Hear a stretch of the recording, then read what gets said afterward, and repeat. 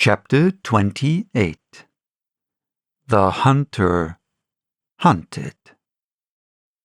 Mr. Hylas, Mr. Kemp's nearest neighbor among the villa holders, was asleep in his summer house when the siege of Kemp's house began. Mr. Hylas was one of the sturdy minority who refused to believe in all this nonsense about the Invisible Man. His wife, however, as he was subsequently to be reminded, did. He insisted upon walking about his garden just as if nothing was the matter, and he went to sleep in the afternoon in accordance with the custom of years. He slept through the smashing of the windows, and then woke up suddenly with a curious persuasion of something wrong. He looked across at Kemp's house, rubbed his eyes, and looked again. Then he put his feet to the ground and sat listening. He said he was damned, and still the strange thing was visible. The house looked as though it had been deserted for weeks after a violent riot. Every window was broken, and every window save those of the Belvedere study was blinded by the internal shutters. "I could have sworn it was all right," he looked at his watch, 20 minutes ago. He became aware of a measured concussion and the clash of glass far away in the distance. And then, as he sat open-mouthed, came a still more wonderful thing. The shutters of the drawing-room window were flung open violently, and the housemaid, in her outdoor hat and garments, appeared struggling in a frantic manner to throw up the sash. Suddenly, a man appeared beside her, helping her. Dr. Kemp. In another moment, the window was open, and the housemaid was struggling out. She pitched forward and vanished among the shrubs. Mr. Hylas stood up, exclaiming vaguely and vehemently at all these wonderful things. He saw Kemp stand on the sill, spring from the window, and reappear almost instantaneously, running along a path in the shrubbery and stooping as he ran like a man who evades observation. He vanished behind a laburnum and appeared again clambering a fence that abutted on the open down. In a second, he had tumbled over and was running at a tremendous pace down the slope towards Mr. Hylas. "Lord!" cried Mr. Hylas, struck with an idea. "It's that Invisible Man brute. It's right after all." With Mr. Hylas, to think things like that was to act, and his cook, watching him from the top window, was amazed to see him come pelting towards the house at a good 9 miles an hour. "Thought he wasn't afraid," said the cook. "Mary, just come here." There was a slamming of doors, a ringing of bells, and the voice of Mr. Hylas bellowing like a bull. "Shut the doors, shut the windows, shut everything. The Invisible Man is coming." Instantly, the house was full of screams and directions and scurrying feet. He ran himself to shut the French windows that opened on the veranda. As he did so, Kemp's head and shoulders and knee appeared over the edge of the garden fence. In another moment, Kemp had plowed through the asparagus and was running across the tennis lawn to the house. "You can't come in," said Mr. Hylas, shutting the bolts. "I'm very sorry if he's after you, but you can't come in." Kemp appeared with a face of terror close to the glass, rapping and then shaking frantically at the French window. Then seeing his efforts were useless, he ran along the veranda, vaulted the end, and went to hammer at the side door. Then he ran round by the side gate to the front of the house, and so into the hill road. And Mr. Heeler, staring from his window, a face of horror, had scarcely witnessed camp vanish ere the asparagus was being trampled this way and that by feet unseen. At that, Mr. Heeler's fled precipitately upstairs, and the rest of the chase is beyond his purview. But as he passed the staircase window, he heard the side gate slam. Emerging into the hill road, Camp naturally took the downward direction, and so it was he came to run in his own person the very race he had watched with such a critical eye from the Belvedere study only 4 days ago. He ran it well for a man out of training, and though his face was white and wet, his wits were cool to the last. He ran with wide strides, and wherever a patch of rough ground intervened, wherever there came a patch of raw flints or a bit of broken glass shone dazzling, he crossed it and left the bare invisible feet that followed to take what line they would. For the first time in his life, Kemp discovered that the hill road was indescribably vast and desolate, and that the beginnings of the town far below at the hill foot were strangely remote. Never had there been a slower or more painful method of progression than running. All the gaunt villas, sleeping in the afternoon sun, looked locked and barred. No doubt they were locked and barred by his own orders. But at any rate they might have kept the lookout for an eventuality like this. The town was rising up now. The sea had dropped out of sight behind it, and people down below were stirring. A tram was just arriving at the hill foot. Beyond that was the police station. Was that footsteps he heard behind him? Spurt!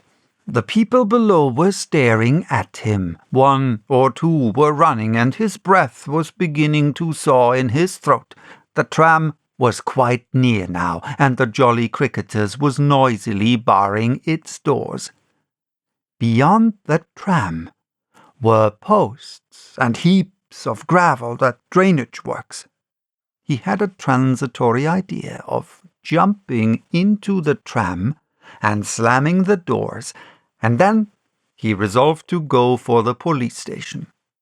In another moment he had passed the door of the Jolly Cricketers and was in the blistering fag end of street, with human beings about him.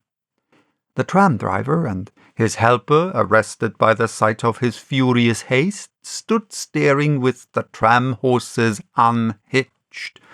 Further on, the astonished features of navvies appeared above the mounds of the gravel.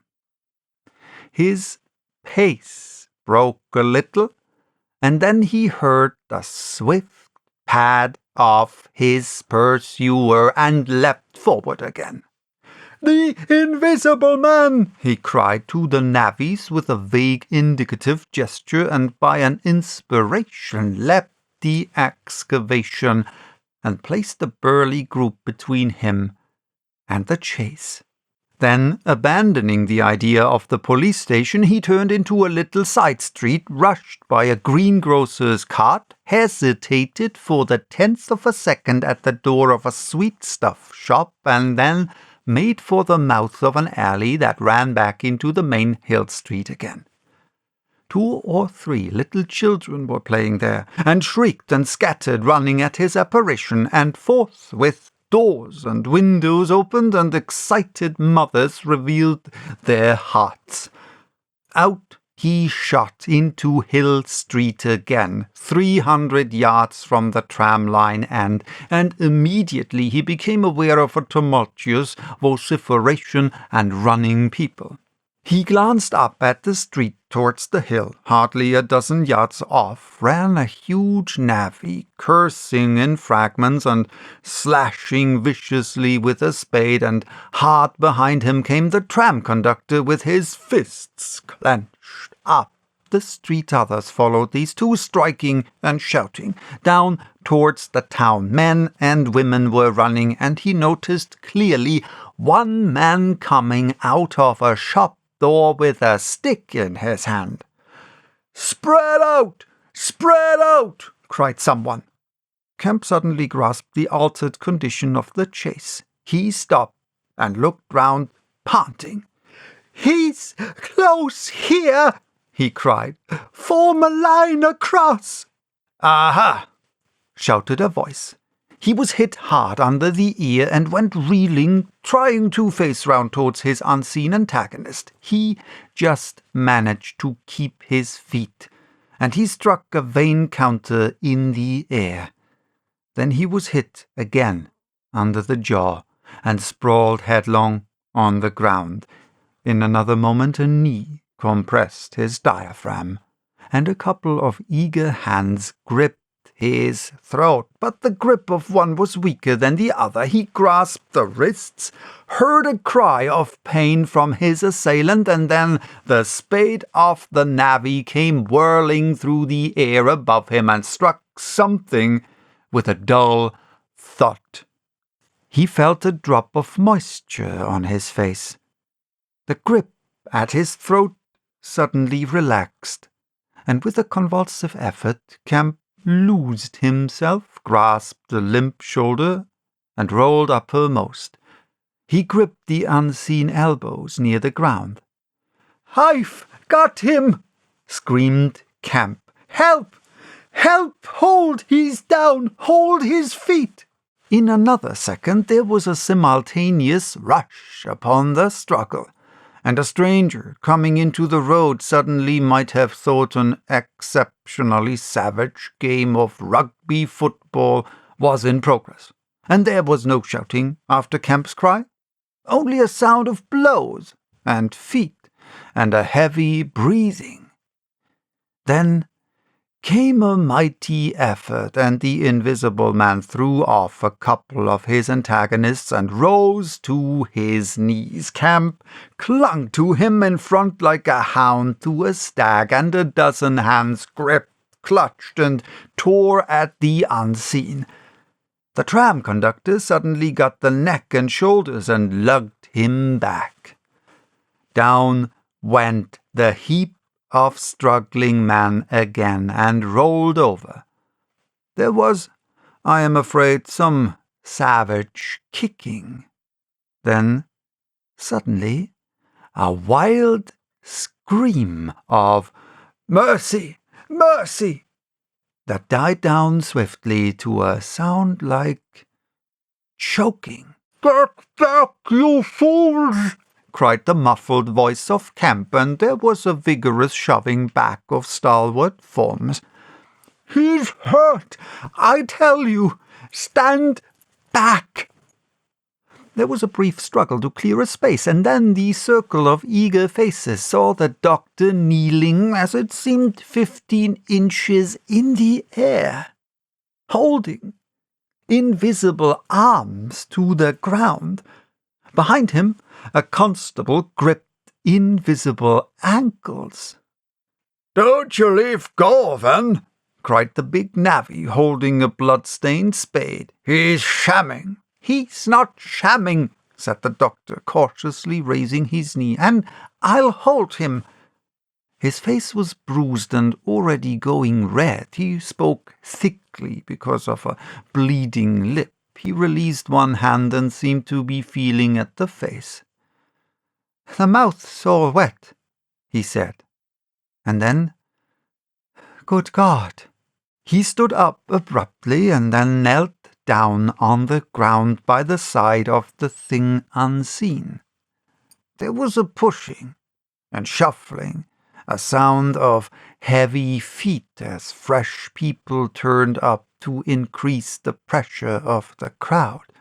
People now were coming out of the houses. the doors of the Jolly Cricketers were suddenly wide open, very little was said. Kemp felt about, his hand seeming to pass through empty air. "He is not breathing," he said, and then, "I can't feel his heart. His side. Ah!" Suddenly an old woman, peering under the arm of the big navvy, screamed sharply. "Looky there!" she said, and thrust out a wrinkled finger, and looking where she pointed, everyone saw, faint and transparent, as though it was made of glass, so that veins and arteries and bones and nerves could be distinguished, the outline of a hand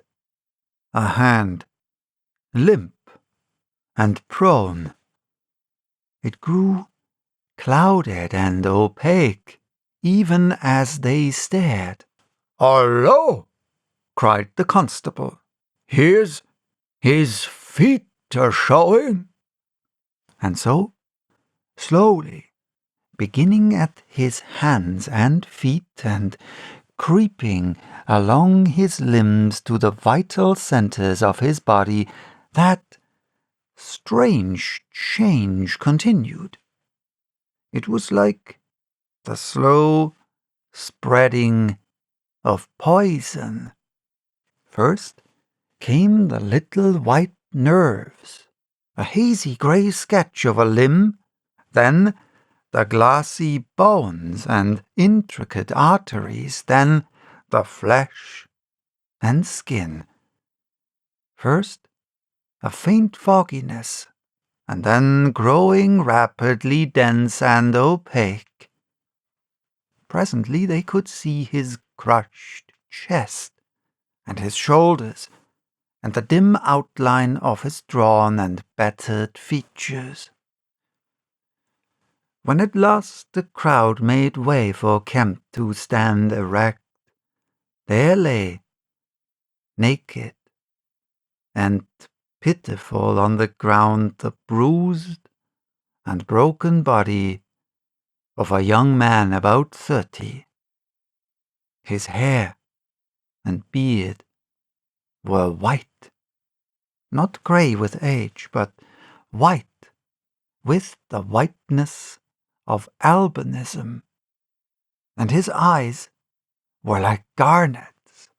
His hands were clenched, his eyes wide open, and his expression was one of anger and dismay. "Cover his face," said a man. "For God's sake, cover that face." And 3 little children pushing forward through the crowd were suddenly twisted round and sent packing off again. Someone brought a sheet from the Jolly Cricketers, and having covered him, they carried him into that house.